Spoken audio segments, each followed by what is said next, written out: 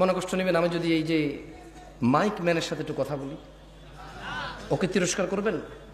করবেন না। ছোট ভাই তুমি আমার একটা কথা বলি, মনে কিছু করিও না, তুমি আজকে ঈশার নামাজ পড়ো নাই কিন্তু। হাসতেছেন কেন? বলো কোন জায়গায় আসছি ভাই, আপনার কি যে কোনো কথায় হাসেন? কথা বুঝবেন আগে, কত গুরুত্বপূর্ণ কথা বলতেছি। আমার আসলে ওয়াজ করার ইচ্ছাই চলে যাচ্ছে দিন দিন। তুমি তো আজকে ঈশার নামাজ পড়ো নাই, হাসির কি হলো? ও পড়ে নাই নামাজ, মানে হাসির কি আছে এখানে? এটা আমি বুঝতে পারছি ও পড়ে নাই।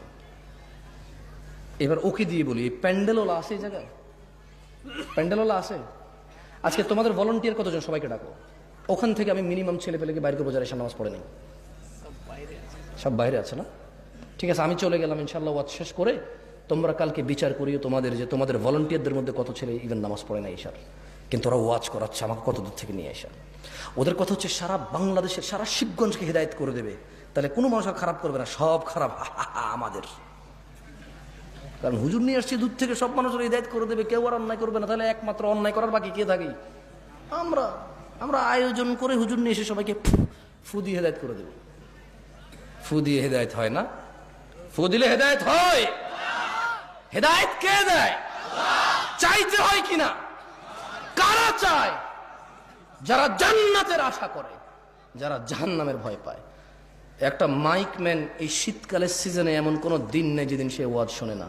এদেশের ওয়াজ যদি মানুষের খুব বেশি একটা কাজে আসতো, সবার আগে ও সবচাইতে ভালো মানুষ হতো। আমি ওকে খারাপ বলছি না, আমি ওকে মানুষ হিসেবে খারাপ বলছি না। আমার ওয়াজ যদি কারো কাজে আসতো, আমি বিলিভ করি প্যান্ডেলওয়ালা, মাইকওয়ালা আর স্বেচ্ছাসেবক ভলান্টিয়ারদের সবার আগে কাজে আসতো। কিন্তু আমি দেখেছি এদেশের আয়োজকদের মধ্যেই বেনামাজি, ঘুষখোর, সুদখোরে ভরপুর থাকে। দু একজন ভালো থাকে, দু একজনের ইচ্ছা চেষ্টায়, বাকিরা, হ্যাঁ বাকিরা যে সাড়া দেয় এটার জন্য তারা নেকি পাবে যদি তারা নামাজি হয়ে মরে, আর বেনামাজি মরলে ওর হিসাবেই আসবে না। আল্লাহ আমাদের বোঝার তৌফিক দান করুন। তোমাদের যাদের বয়স